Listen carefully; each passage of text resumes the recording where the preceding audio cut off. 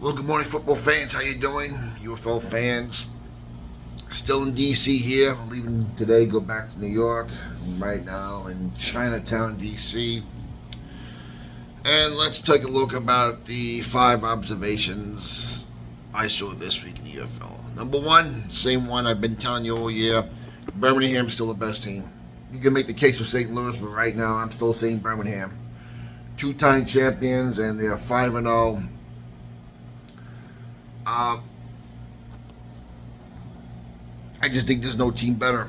This team was stacked in the beginning, and they still don't have a number one quarterback. I mean, they switched between Adrian Martinez and Matt Corral, which is what they kind of did with J.V.R. Smith and Matt Magoo. And J.V.R. Smith is now with third string on this team, which is hard to believe. But yeah, Birmingham to me is still the number one team. Number two, it seems like our conference finals seems to be more and more set. With Memphis and Houston tied now at 1-4, it seems like it's going to be Michigan at Birmingham for the USFL conference title. And it looks like it's going to be San Antonio, St. Louis for the XFL conference title. Site to be determined there because right now the Battlehawks hold the tiebreaker. They won the first meeting. But there's going to be one more meeting. I think it's week 10. So that should be fun. I mean, that's a situation there where you can see back-to-back games of the Brahmas and the Battlehawks in Week 10 and the conference title. That should be fun and interesting at the same time. 3, it seems like the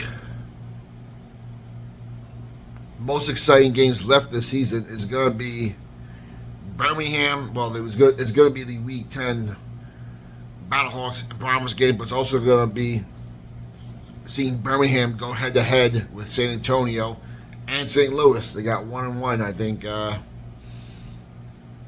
think they host St. Louis and Birmingham, and then they go to San Antonio. So those are going to be interesting because not only are we going to see how good those three teams are against each other, will Birmingham either hurt or help the Brahmas or the Battlehawks win or lose that division?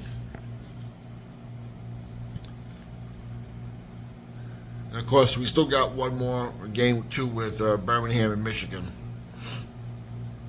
4, the attendance continues to be top heavy in this league. I hate to bring it up, but it's true. You can't ignore it. 6,700 in Houston, 7,600 in Memphis. Washington did their thing, 16,058 in a stadium that holds, I think, 17,800 for football and 20,000 for MLS soccer, I believe. So, what's the solution? I don't know. But you can't have your attendance people top heavy like that. Right now it's DC and St. Louis, and you got pretty good, decent performances by Birmingham and San Antonio. But the other 4, Arlington, Houston, Michigan, Memphis, it's got to improve. Now, it'll be interesting. Michigan started the first year with 3 games in a row. It appears they're going to the conference game. It'll be interesting how well they do their last two home games of the year. Will attendance at least rise? Because you might as well just forget about Houston and Memphis doing anything as far as attendance goes right now. But Michigan, being there going to the championship game, it looks like. We'll see. Maybe they can do better. Maybe so will San Antonio, even though they're probably the 3rd best in the league in attendance.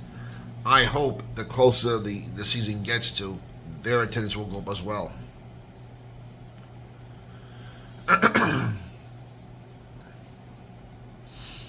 And let's see, I was 3, number 4. Last year's XFL championship teams are, well, one is out. Arlington's now 1-5. They would need a collapse of the first 3 teams in front of them. They would have to win all 5 games. It's not going to happen. This Bob Stoops, Luis Perez connection, and they got players in the team.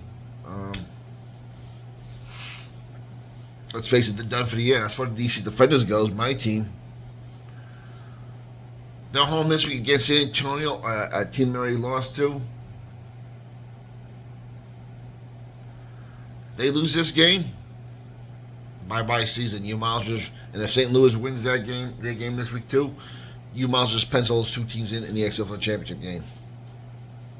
So this is going to be a do or die for for DC. Not only that, but this is the first time in the 3 years that DC is now under 500.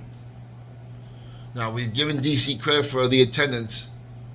Let's see how they do this weekend, this Sunday, against San Antonio, with them being 2-3 and this being a possible go-home game.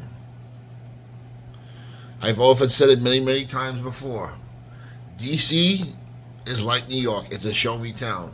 Win games will come. Lose games, we won't come at all. It's just the way they are here in DC. Same thing in New York. So, will the fans be just as supportive? Can we get 16,000 again like we did last game? This is a huge game. They cannot lose to San Antonio twice, being that they're chasing two teams right now for one of those playoff spots. So, that is the 5 things of observations this weekend in Week 5 of the UFL. We're at the halfway point now. The second half begins. It has flown by. I will say this. Another thing I don't like is that the fact that right now we're top heavy. Not in attendance, but this is not good for the league for business-wise. You wonder what's going to happen with these fan bases as the league continues for the next 5 weeks. Well, the teams have done terrible attendance who are losing records. Arlington, Houston, and Memphis. Will they continue to decline? Can they get better? Can they stay where they are? Who knows? Well, Michigan better since they're on their way, seems to be. But this is something the league didn't need. The league didn't need their Final Four almost set in stone going to Week 6. Now, we'll see how the Rains do when they come out tomorrow. But this could also affect the rest of the year also. So let me know what you think. Comments down below what your opinion like to know. For the love of football, fans, will talk to you later.